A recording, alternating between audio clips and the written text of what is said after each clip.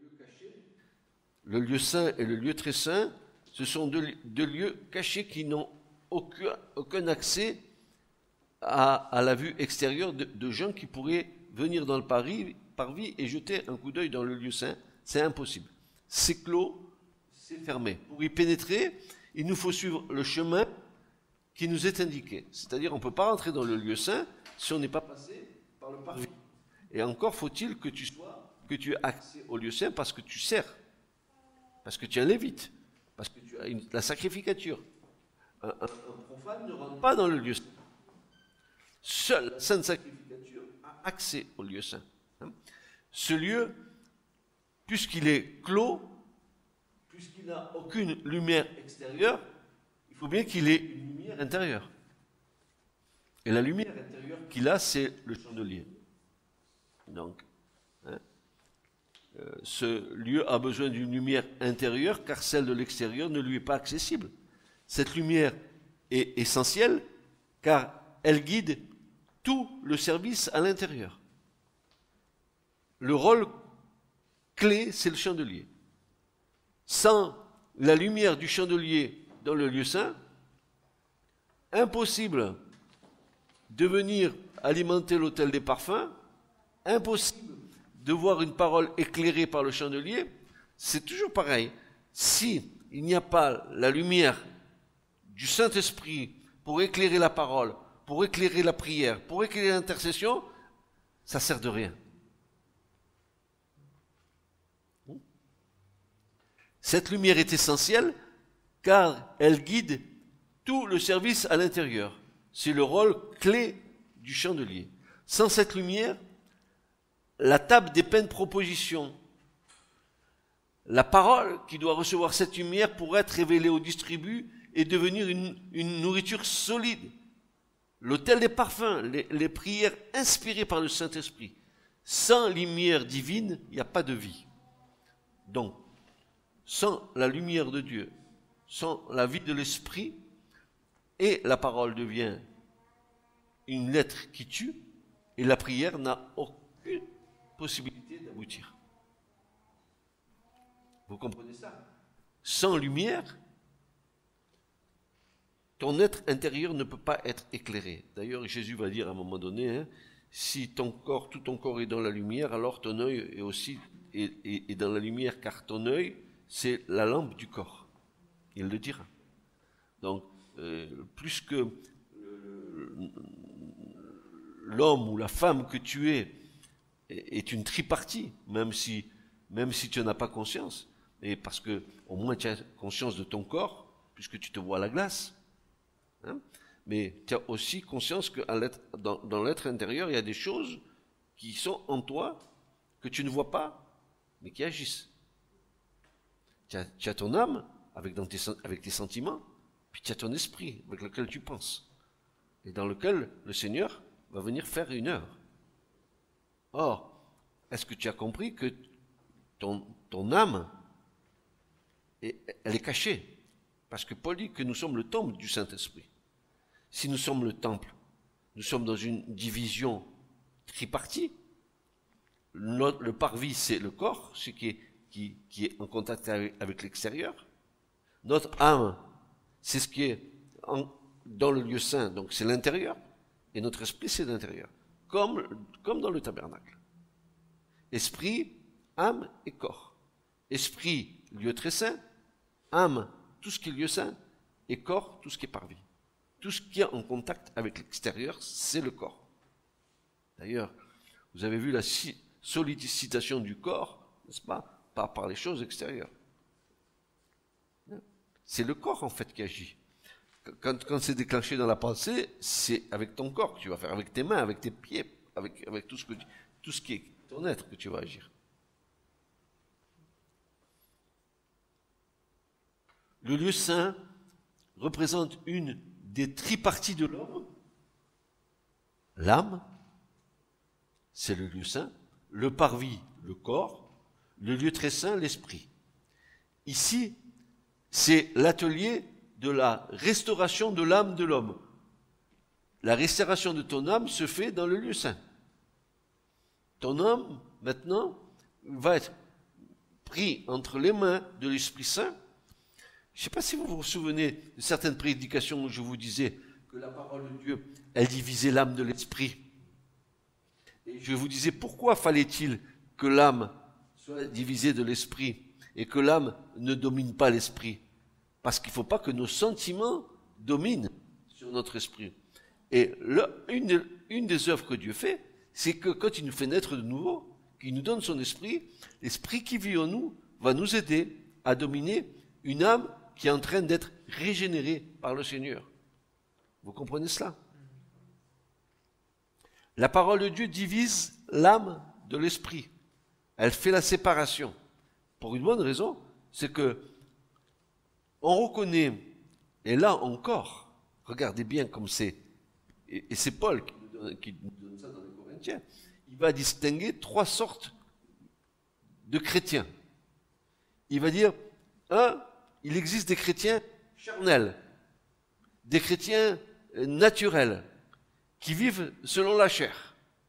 Et après, il dira, il y a des chrétiens psychiques, des chrétiens qui vivent selon leurs sentiments. Et il y en a un.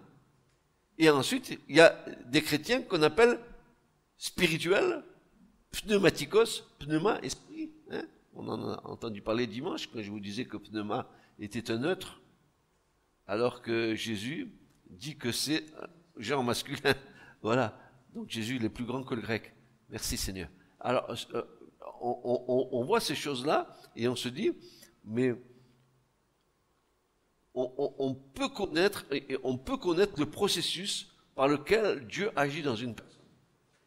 Et tu peux connaître au stade où tu en es dans ta foi et dans ta progression, à la manière dont tu sais comment réagit ton âme, ton esprit et ton corps. Tu le sais.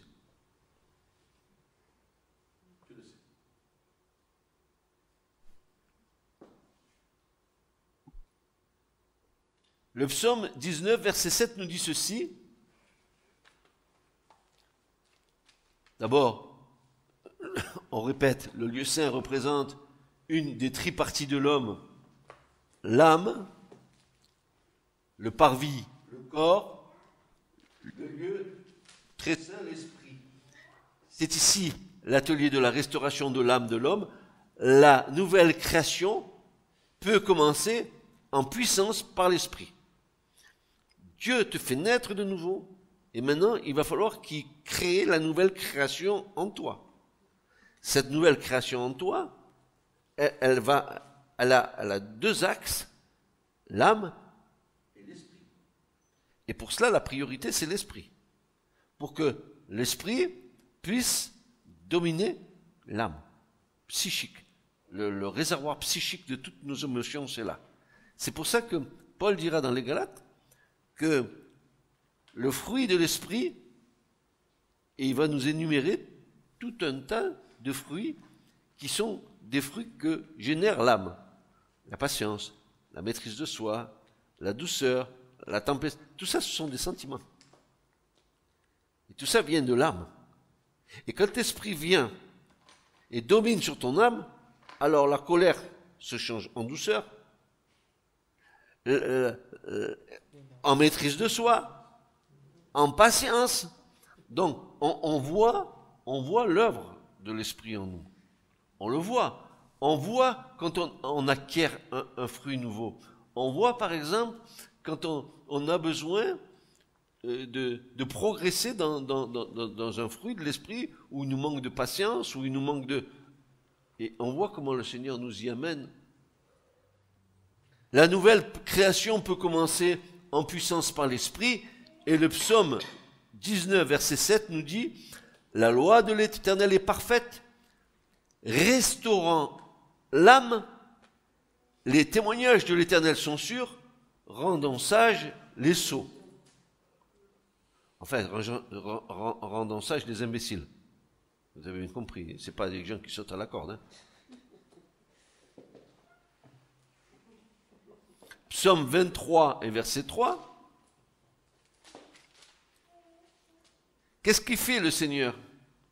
L'Éternel est mon berger, je ne manquerai de rien.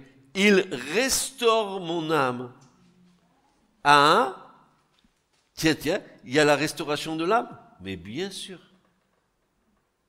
Quand tu viens au Seigneur, tu as emmagasiné dans ton âme des sentiments qui sont nés de confrontations, de choses que tu as vécues et qui te pèsent, et qui te font du mal, qui te rendent malade. Il faut bien que l'Esprit de Dieu vienne travailler là-dedans. Il faut bien que tu laisses l'Esprit de Dieu travailler. Pour que tu puisses avoir ton âme qui soit restaurée, il faut que tu sois rempli de l'Esprit. Cherche le royaume de Dieu. Cherche premièrement le royaume de Dieu et sa justice. Cherche à te nourrir de sa parole. Cherche en abondance ces choses, tu verras comment ton âme va être restaurée.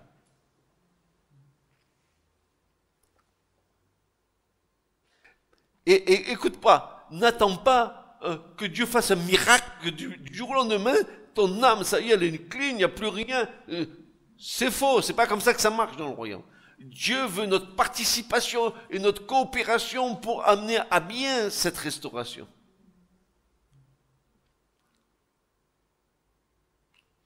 Comme dirait l'autre, ça serait trop fastoche que d'un coup comme ça, c'est terminé, plus de problème. Mais il faut vivre les problèmes. Il faut les vivre pour ensuite les comprendre.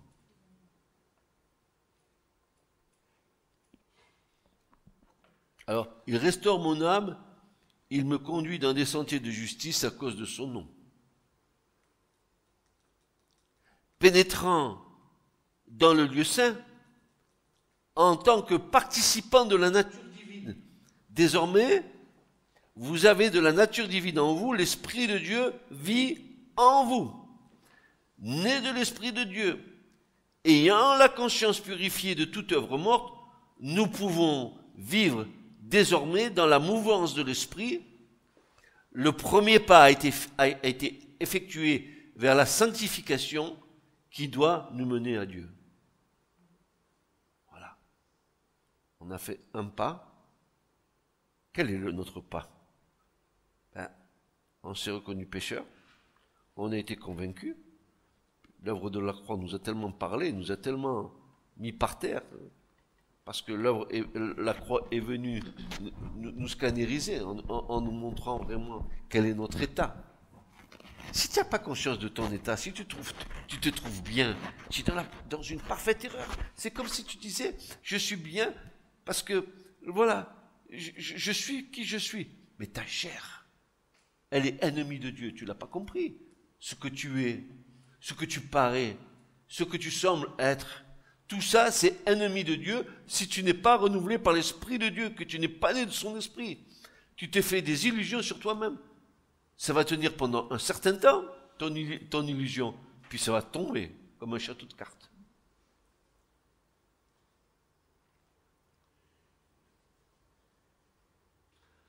Alors, Exode 25, versets 31 à 40, Dieu dit à Moïse, tu feras un chandelier d'or pur. Vous avez vu, un chandelier d'or pur. Le chandelier sera fait d'or pur, et voilà qu'on rajoute battu. Pourquoi? On le verra. Son pied et sa tige, ses calices, ses pommes et ses fleurs seront tirés de lui. 6 branches sortiront de ses côtés, 3 branches du chandelier d'un côté et 3 branches du chandelier de l'autre côté. Donc 3 d'un côté, 3 de l'autre et au milieu la tige centrale. N'est-ce pas? Il y aura sur une branche 3 calices en forme de fleurs d'amandier, une pomme et une fleur. Et sur une autre branche, 3 calices en forme de fleurs d'amandier, une pomme et une fleur. Ainsi, pour les 6 branches sortant du chandelier. Il y aura au chandelier 4 calices en forme de fleurs d'amandier, ses pommes et ses fleurs. Et une pomme sous 2 branches sortant de lui, et une pomme sous 2 branches sortant de lui, et une pomme sous 2 branches Mais il le dit combien de fois dans ce passage, n'est-ce pas? Sortant de lui, ainsi pour les 6 branches sortant du chandelier. Leurs pommes et leurs branches, notez bien, seront tirées de lui. Il n'est pas dit qu'elles seront rasées, seront tirées de lui. Important. Le tout battu. Ah, fallait être vraiment un artiste pour faire ça, sans qu'il y ait une brasure. Prendre un talent d'or pour en faire un chandelier. D'or battu, sans brasure. Tel que Dieu l'avait décrit, si ce n'est pas Dieu qui donne les qualifications aux hommes, impossible de le faire. Et tu feras ces 7 lampes, et on allumera ces lampes, afin qu'elles éclairent vis-à-vis de lui. Et ces mouchettes, ces vases à cendre, seront d'or pur. On le fera avec tous ces ustensiles, d'un talent d'or pur, et il va dire à Moïse, regarde, et fais selon le modèle qui t'a été montré sur la montagne.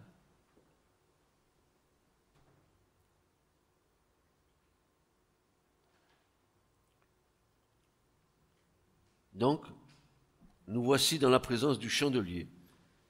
En hébreu, Mahor. Mahor, c'est le nom hébraïque du mot chandelier. Notez bien que dans le mot Mahor, il y a le mot or. Et le mot or, en hébreu, veut dire lumière. Donc, le chandelier, lui, il a été fait pour que la lumière luise. Et je vous dis que plutôt que de s'arrêter aux interprétations concernant les détails du chandelier, nous allons en tirer des choses pratiques pour notre foi. Je n'ai pas envie de trop m'arrêter sur les pommes et que ça, je voudrais savoir l'ensemble du chandelier, ce que ça représente pour notre foi. Vous allez voir, c'est très intéressant. Le fait que le chandelier soit d'or pur nous ramène à la réalité glorieuse de Christ en tant que fils de Dieu et fils du grand roi. Il n'est nullement mentionné dans l'Écriture sainte la taille du chandelier, mais par contre, son poids est spécifié, plus ou moins 45 kilos d'or.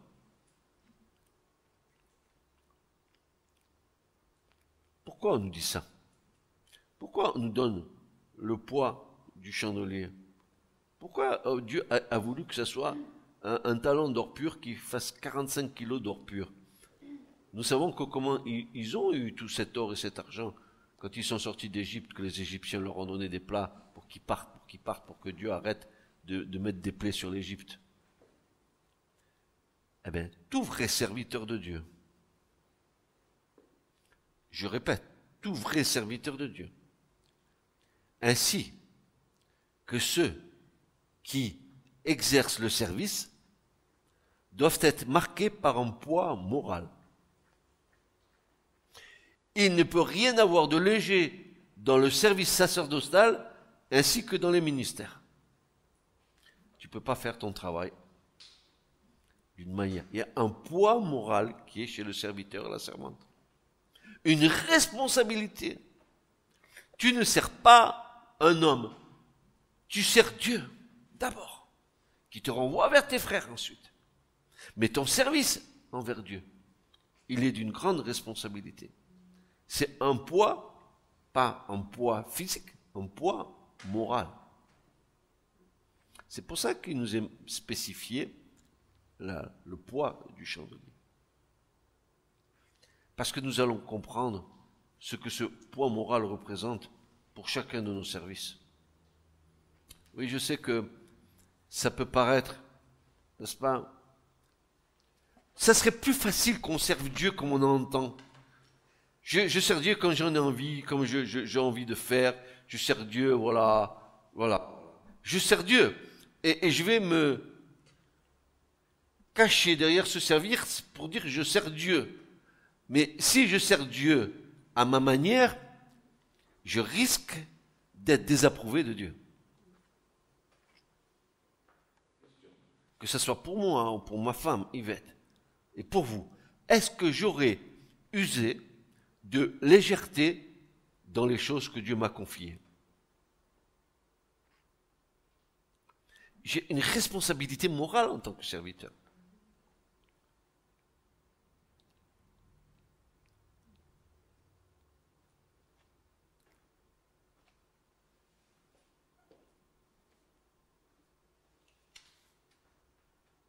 Vous vous rappelez ce passage de l'Écriture où c'est dans le prophète Daniel. Ça me vient à la mémoire. Avec Belshazzar, qui faisait la fête dans son palais avec tous les grands de son empire. Et il faisait la fête avec les ustensiles qu'ils avaient pris dans le temple de Jérusalem. Et tout d'un coup, la présence de Dieu se manifeste. Et sur le mur, un doigt va écrire quelque chose. Belshazzar, tu as été pesé, tu as été compté. Maintenant, hop, tu vas être jugé. Dieu pèse nos services. Dieu juge nos services.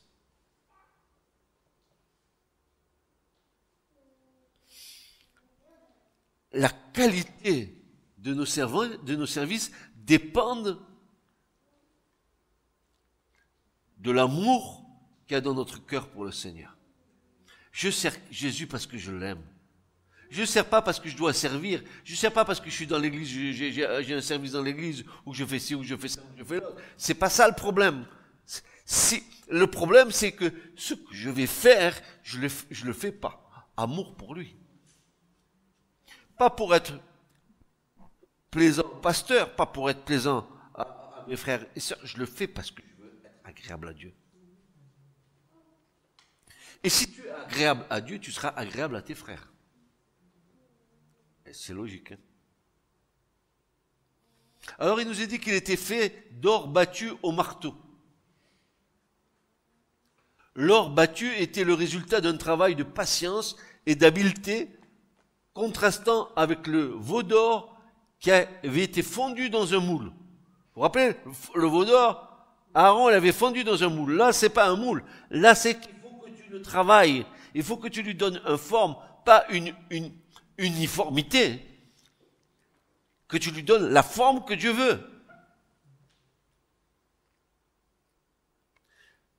Ce qui est idolâtre, ou selon la pensée de l'homme, peut être rapidement fondu en une forme. Mais de ce qui est de Christ, dans la puissance de l'Esprit, il faut de l'or battu et de l'huile broyée.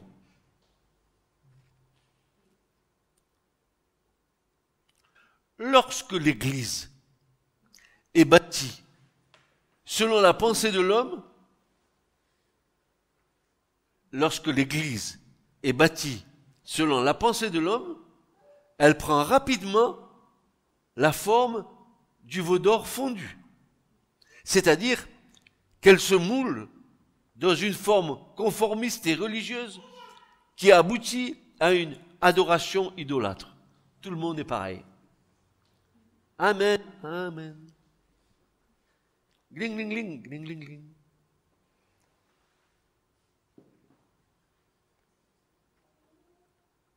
C'est de la même manière qu'Aaron a conduit le peuple d'Israël dans cette fausse adoration du veau d'or. Il a fondu le veau d'or dans une seule forme. Il a dit, voilà votre Dieu. Le chandelier, il n'était pas d'une seule forme. Dieu a dit, vous le prendrez et il sera d'or battu. C'est-à-dire qu'il y a tout un travail. L'or, c'est ce qui est glorieux. Et on ne peut pas renfermer ce qui est glorieux dans une forme anonyme, une forme religieuse dans laquelle on trouverait une espèce de foi religieuse. L'or battu correspond ici à l'argile entre les mains du potier.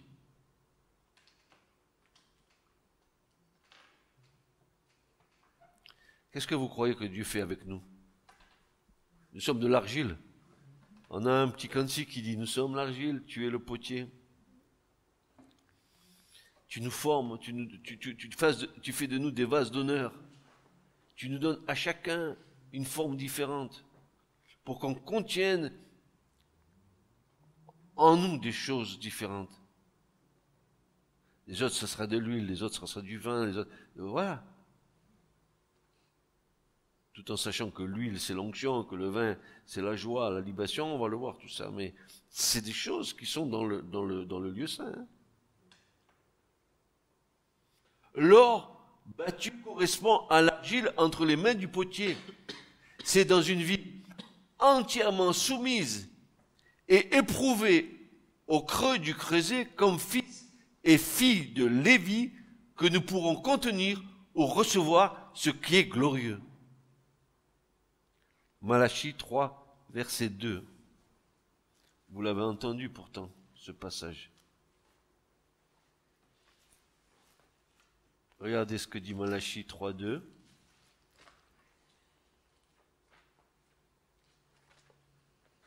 Il est dit, mais qui supportera le jour de sa venue et qui subsistera lorsqu'il se manifestera? Car il est comme un feu d'affineur et comme la potasse des foulons. Il s'assiera comme celui qui affine et purifie l'argent. Il purifiera les fils de Lévi et les affinera comme l'or et comme l'argent, et ils apporteront à l'Éternel une offrande en justice. Est-ce qu'on se laisse purifier par le Seigneur? Est-ce qu'on se laisse affiner par lui? Est-ce que l'affinage, vous savez ce que c'est que l'affinage? Pour affiner de l'or, il faut monter l'or à une haute température pour que toutes les scories sortent de l'or et qu'on les quitte. Ça ne nous parle pas à ça.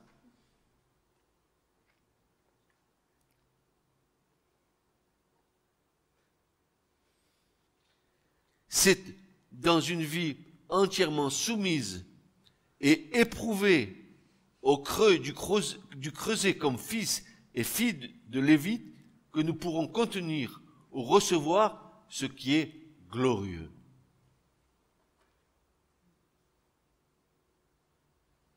Et là, on va regarder un psaume qui est très intéressant, c'est le psaume 92, et à partir du verset 10, pour voir ce que David dit.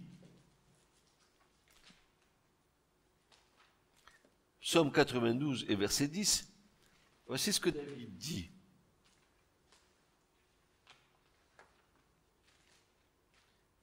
Mais tu élèveras ma corne comme celle du buffle, et je serai oint d'une huile fraîche.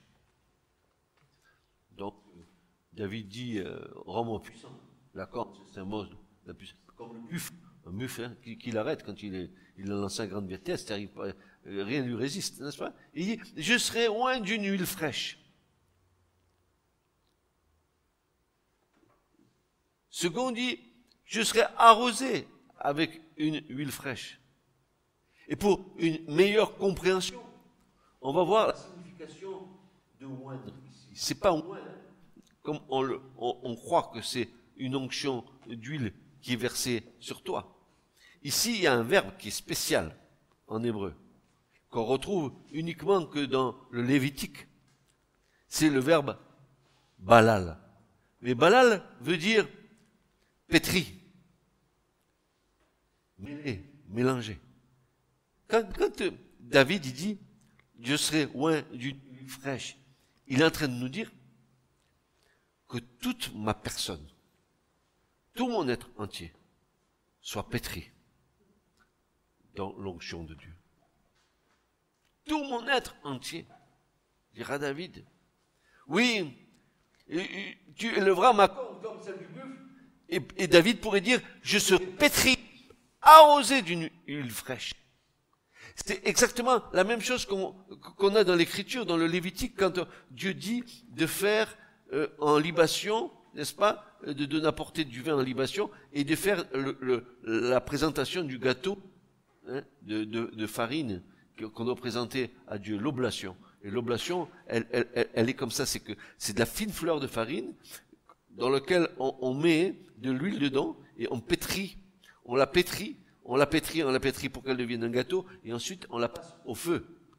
Ben, c'est exactement pareil. Jésus, c'était cette fine fleur de farine, et qui est pure, sans tache, qui est venue, et tout son être était pétri dans l'esprit. Jean dit qu'il avait reçu l'esprit sans mesure. Tout son être entier était pétri dans l'esprit, et ensuite il est passé au feu. Malgré cela, il est passé par le feu de l'épreuve. Il est passé par la croix. Il pouvait être présenté à Dieu.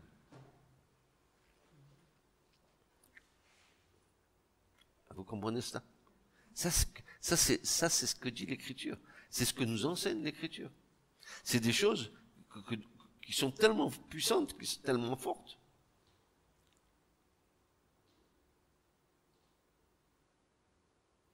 En fait, David voulait nous faire comprendre que tout son être était pétri et arrosé du Saint-Esprit.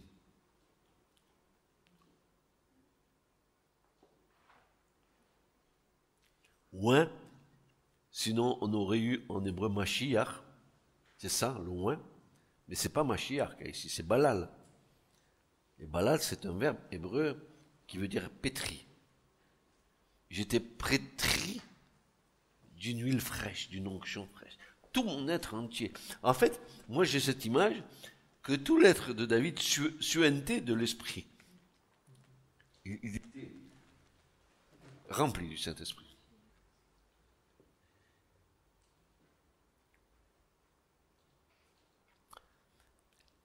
L'Écriture nous dit que ce chandelier était constitué d'un talent d'or pur, un talent près de 45 kilos, ce qui exprime l'excellence de la justice divine en qui est la source de la lumière pour éclairer tout service dans le sanctuaire. C'est un des rares éléments qui est en or massif. Les autres éléments étaient de bois de sittim plaqués d'or pur ou d'airain, mais pas d'or pur, seulement le chandelier.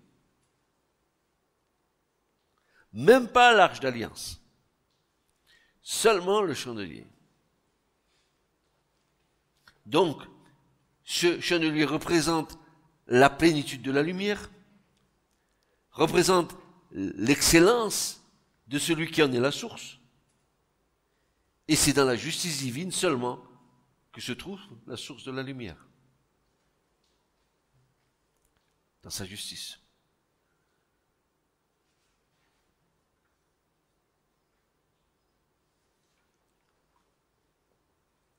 Le pied du chandelier, le pied.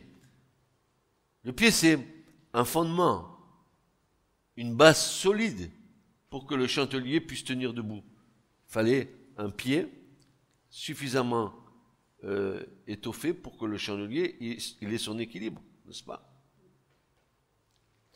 Il suggère pour nous la stabilité du surfondement que constitue Christ, qui est la précieuse pierre de coin, le roc sur lequel il bâtit son église. Et quand nous verrons que les sept branches du chandelier représentent les 7 églises de l'Apocalypse, c'est-à-dire toute l'histoire de l'église du début jusqu'à la fin, et que nous regardons dans l'écriture, dans l'Apocalypse, Jésus qui marche sur le chandelier, Jésus qui passe d'une église à l'autre selon les époques, toujours étant au milieu de nous. Je ne sais pas si vous imaginez, la première tige à la seconde tige, Éphèse, la première église, puis la seconde église, l'église de Thyatire, n'est-ce pas? Après, vous avez de Thyatire, ça passe à Pergame, de Pergame, ça passe à Sardes, de Sardes, ça passe à Philadelphie, jusqu'à ce que ça vienne à la dernière église qui est la nôtre, la Odyssée.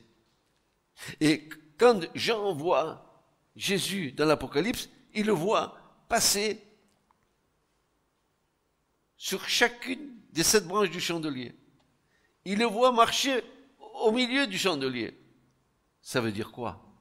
Ça veut dire que Jésus, selon toutes les générations qui sont passées, a toujours été au milieu de son église. D'ailleurs, quand vous regardez ce que Jésus dit aux églises, là où tu es, j'ai contre toi qu'il y a ça, ça et ça et ça. Après, il va à l'autre. Ce que j'ai contre toi, c'est que tu as perdu la flamme de ton premier amour. Repends-toi. Là où tu es, c'est qu'il y a des apôtres qui se disent apôtres et qui sont trouvés menteurs. Là où tu es, là, il y a le trône de Satan à Pergame. Là où tu es, il n'y a que 2 églises qui n'ont pas de reproche de la part du Seigneur. 2 églises. Mais les autres, si vous prenez alors la dernière, la Odyssée, la nôtre, c'est une vraie catastrophe. Donc, non seulement le chandelier à nous éclairer sur le fait que Jésus est la lumière du monde et qu'il éclaire toutes choses et que c'est normal que dans le sanctuaire, cette lumière, c'est lui qui éclaire. C'est lui qui éclaire la parole, c'est lui qui éclaire notre prière, c'est lui qui... Quand vous priez, dites ainsi, notre Père qui est dans les cieux, que ton nom soit sanctifié. Quand tu es devant la parole, c'est la lumière de l'Esprit qui vient, qui va t'enseigner. Le Saint-Esprit vous enseignera les choses, il vous rappellera les choses que je vous ai dites, il vous les transmettra. Tout ça, c'est la vie de l'Esprit dans laquelle nous sommes dans le lieu saint.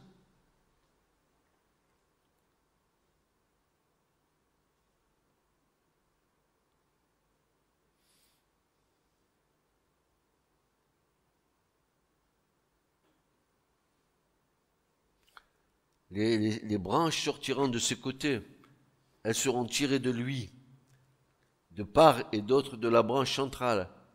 Elles ne sont pas collées ou vissées, elles sont tirées de lui, elles sont sa nature. Ça veut dire que les églises sont de la nature de Christ, malgré que nous soyons des humains, des hommes et des femmes. Mais Dieu veut communiquer, Jésus veut nous communiquer sa nature à chaque mouvement de l'histoire de l'Église.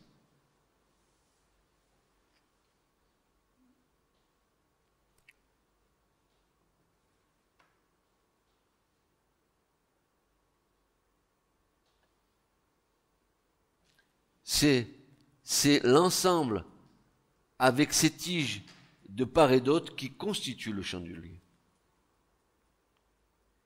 Il nous semble entrevoir dans ces expressions l'évocation de la création de l'épouse du premier homme sur terre, Ève tirée de son côté.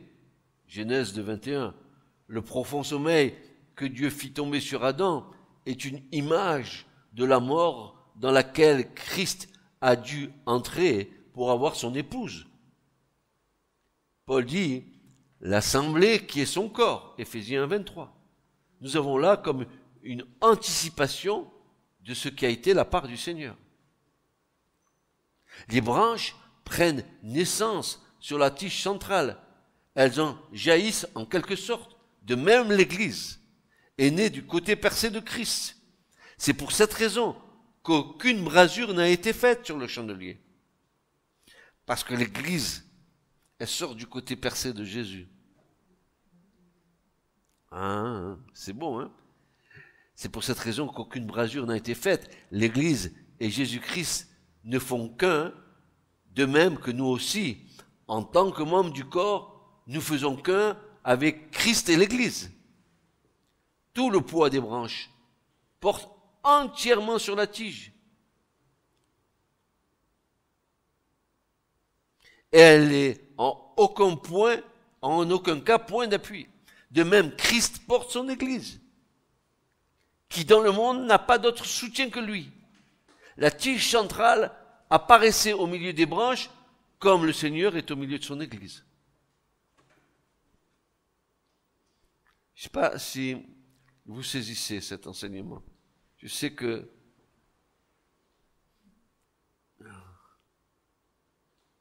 il y a trop de choses là-dedans qui mériteraient que nous puissions nous arrêter plus longtemps.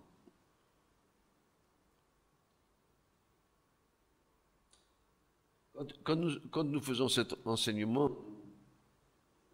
le but que nous avons, c'est de découvrir le plan merveilleux de Dieu, où tout ce qui nous semblait désuet dans l'ancien devient une telle réalité, une telle bénédiction pour nous quand on regarde le chandelier et qu'on voit ces 7 branches qui sont que Jésus reprend dans l'Apocalypse, les 7 églises d'Apocalypse sur lesquelles il marche, etc.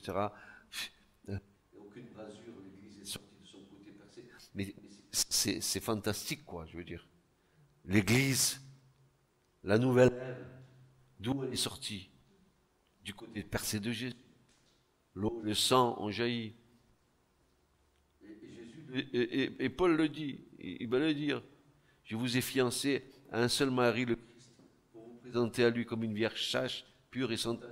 Mais je crains que, de la même manière que le serpent a séduit Ève, vous soyez à nouveau vous aussi séduit, parce que si quelqu'un d'autre venait vous annoncer un autre évangile que je vous ai annoncé, vous l'écouteriez volontiers.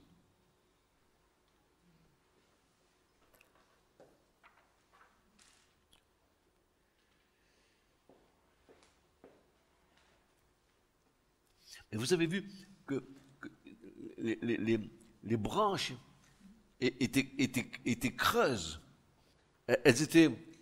Elles communiquaient entre elles, les 7 branches. Et pour qu'il y ait la lumière dans le chandelier, il fallait que dans les 7 branches, il y ait de l'huile. Ça vous dit rien du tout, ça? Il faut que l'église, du départ jusqu'à la fin, elle soit remplie d'huile, qu'elle soit la lumière du monde. Je suis la lumière, vous êtes la lumière du monde. L'église doit être la lumière. Comme l'autre jour, nous disions en prédication, je disais, mais le chandelier de cette église brille, et brille. Il faut que nous fabriquions de l'huile dans nos maisons, afin que nous apportions de l'huile pour que le chandelier de l'église brille. Si nous n'apportons pas d'huile, si nous venons uniquement pour faire un service dans lequel nous voulons être, parce que c'est une habitude, ça nous rassure, je suis là, c'est bien, mais sans que le cœur y soit, sans que la vie soit en moi, que je fasse les choses parce que je vais les faire, parce que c'est comme ça. Mais moi je vous dis honnêtement, si je devais faire comme ça dans ma vie de chrétien ou d'enfant de Dieu, j'arrêterais. Si je faisais les choses parce que je dois les faire, sans avoir ce feu, cet amour pour le Seigneur, pour faire les choses, j'arrêterai. Je ne ferai plus rien. Si je dois faire les choses pour les faire, où est l'intérêt? D'abord, est-ce que je serai agréable à Dieu? Je devrais me poser les vraies questions. Mais voyez-vous, le gros problème, c'est que pour beaucoup, parce qu'ils ne voient pas Dieu, ils pensent que c'est bon.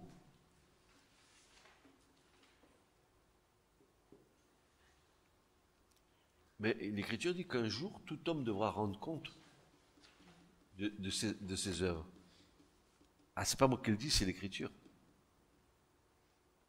Et donc, pour nous et pour vous, et pour chacun d'entre nous, ce que nous devons faire pour le Seigneur, nous le faisons par amour pour lui. Parfois, ça nous coûte, parce que l'amour que nous avons pour le Seigneur débouche sur le prochain, et puis des fois, avec le prochain, c'est pas toujours ça.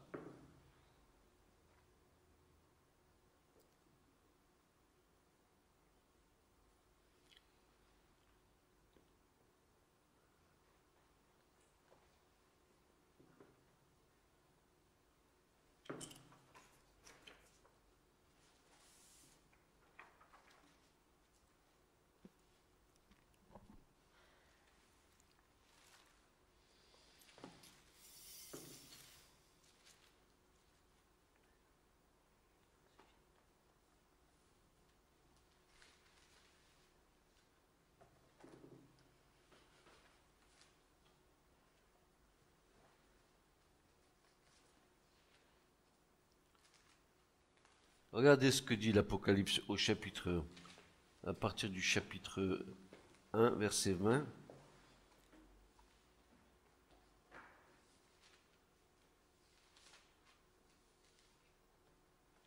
Apocalypse 1, 20.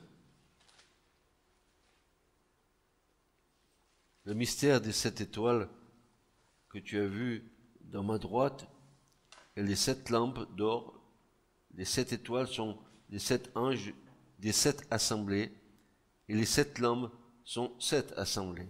Et puis il dit au chapitre 2, verset 1, à l'ange de l'assemblée qui est à Éphèse, écrit, voici ce que dit celui qui tient les 7 étoiles dans sa droite, regardez ce qu'il est dit, qui marche au milieu des 7 lampes d'or.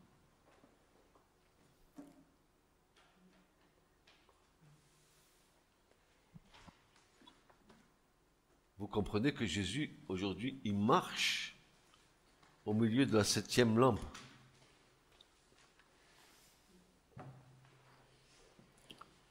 On peut se poser des questions, n'est-ce pas?